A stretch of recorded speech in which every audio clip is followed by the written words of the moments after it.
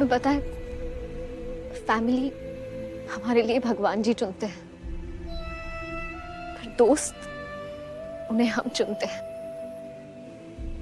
मैंने लाइफ में किसी और को दोस्त बनाया ही नहीं, क्योंकि कभी जरूरत ही नहीं पड़ी। मेरे लिए सब कुछ नंदू थी।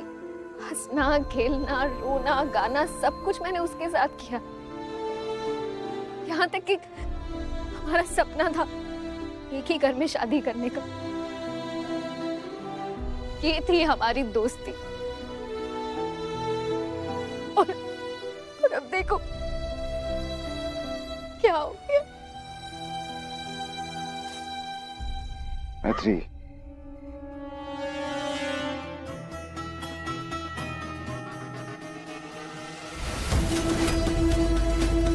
अच्छा तुम तो बहुत स्ट्रांग हो। अब तुम ऐसे रहोगी तो मुझे कौन चुप कराएगा? अरे जो लड़की गाड़ी के टायर का पंचर लगा सकती है वो कुछ भी कर सकती है।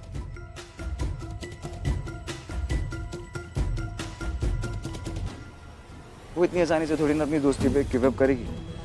मैत्री, तुम तो मेरी इंस्पिरेशन हो।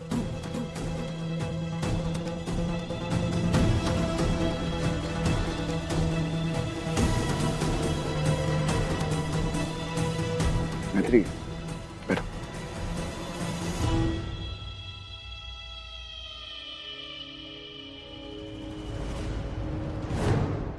मैत्री, बात यह है कि अब ना बस बहुत हो गया यार। बहुत सह लिया तुमने। तुम प्लीज अपने घर चली जाओ। 6 साल तुमने ताई जी के ताने बर्दाश्त किए। जो ताई जी ने तुम्हारे साथ किया नंदू कर रही है। पर कब तक चलेगा इसे? अपनी लाइफ में मूव ऑन करो यार। मुझे पता है कि तुम अपने दिल की सुनती हो, पर प्लीज इस बार अपने दिमाग की सुन लो प्लीज। मैं हमेशा अपने दिल की सुनती हूँ आशीष, और अब तक मैंने अपनी दिल की सुनी है ना, इसलिए इतना कुछ सहने के बावजूद मैं नंदिश के साथ हूँ। और मेरा दिल अब भी यही कह रहा है कि मैं तिवारी सदन छोड़ के नहीं जा सकती।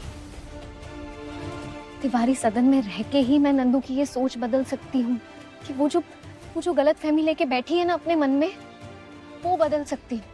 मैंने आज तक नंदिश के लिए जो कुछ भी किया वो मेरी और नंदू की दोस्ती के लिए किया है, ना कि उससे उसका माँ होने का हक छीनने के लिए। और ये बात तुम भी अच्छे से जान लो आशीष तिवारी, जब तक नंदू की सोच मुझे लेकर नहीं बदल जाती, मैं तिवारी सदन छोड़ के कहीं नहीं जा रही।